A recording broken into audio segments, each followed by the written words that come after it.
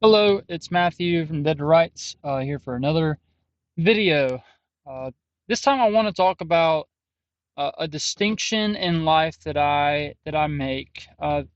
It's kind of a way that I look at life and some of my ambition for myself.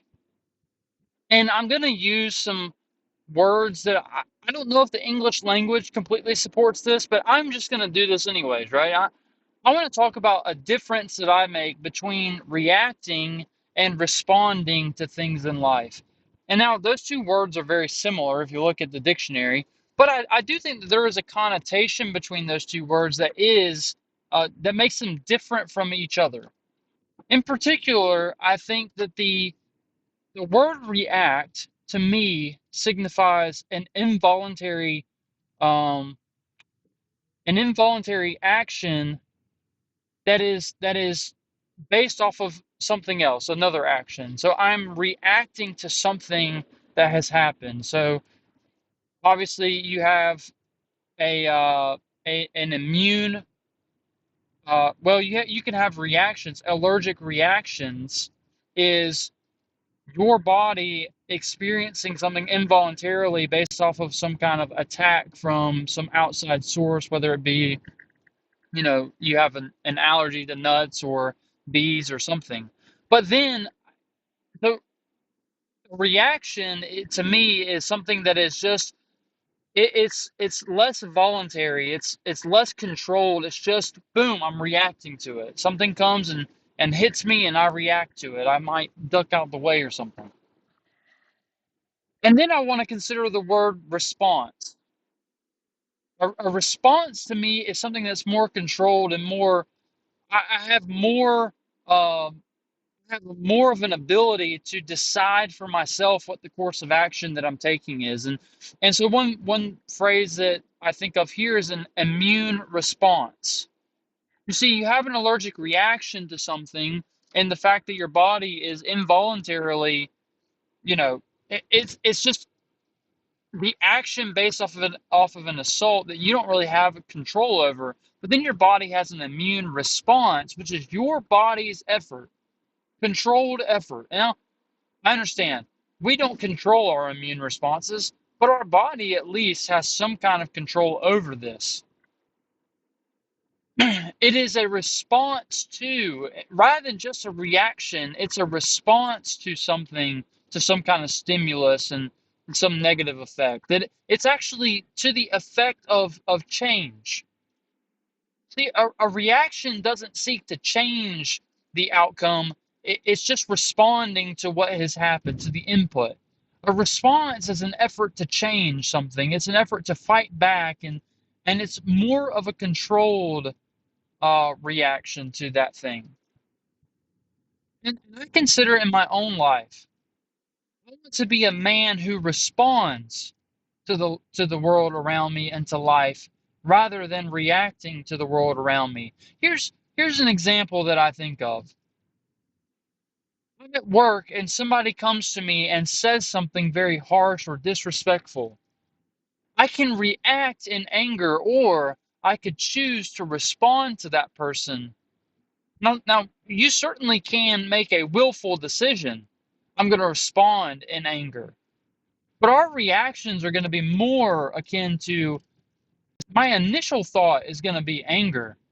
But if I can respond to that, then I can hold myself back from just an immediate involuntary response, and I can give myself to thought and to an actual decision making ability to say, no, I want to be kind to this person.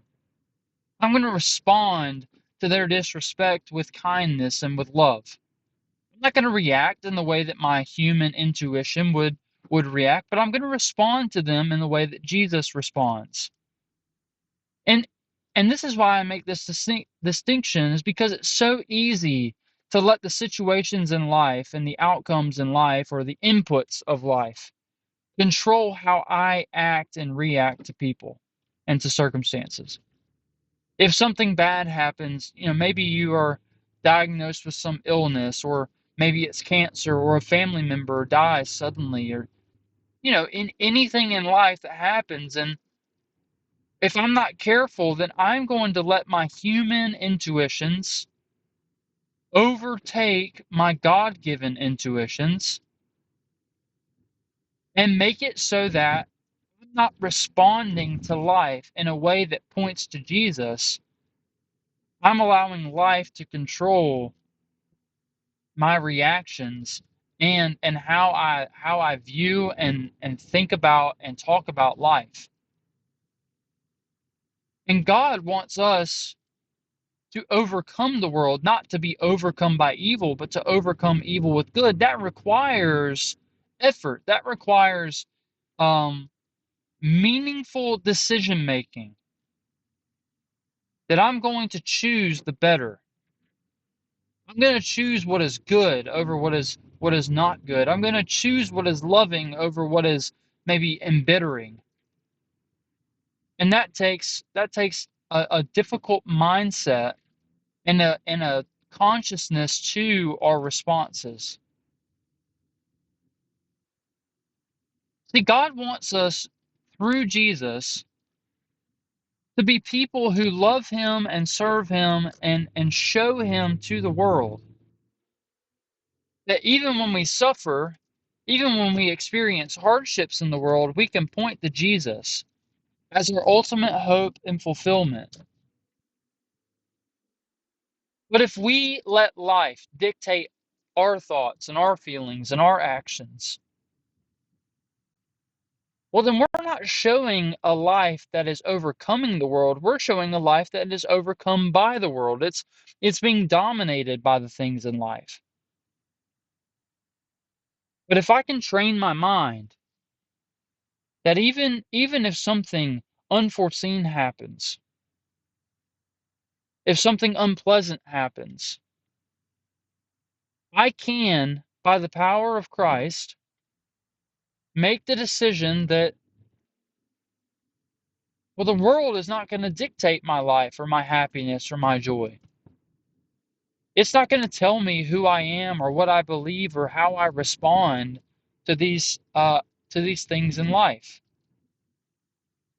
Rather, rather, I'm going to dictate to the world what hope is and what joy is. And I'm going to respond to people in a way that is uplifting to them and is promoting Jesus Christ in a world that doesn't know him. I really, and I don't know if I'm even explaining this well, but I hope that I'm explaining it in a way that at least makes a little bit of sense.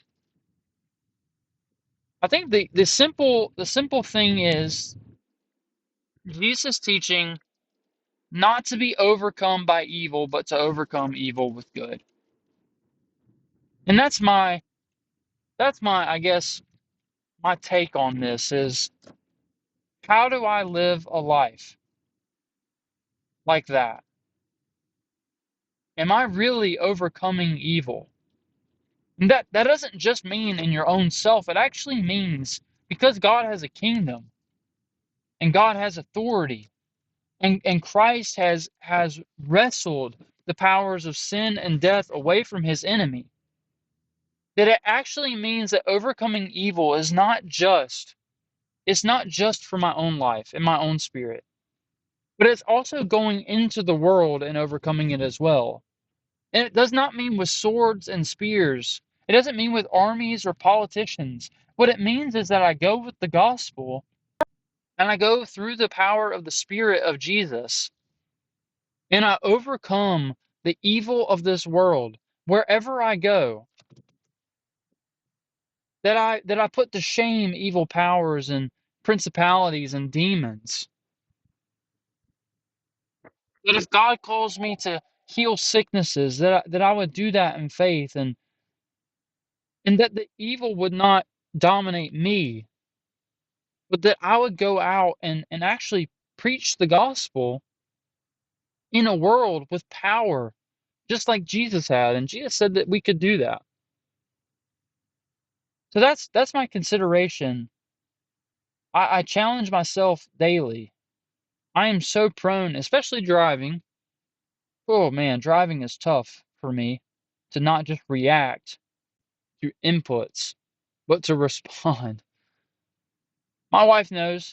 She gets frustrated when I'm driving sometimes, and somebody is trying to pass me. I'm already driving. I'm not gonna say how much over I'm driving, but I'm driving over the speed limit.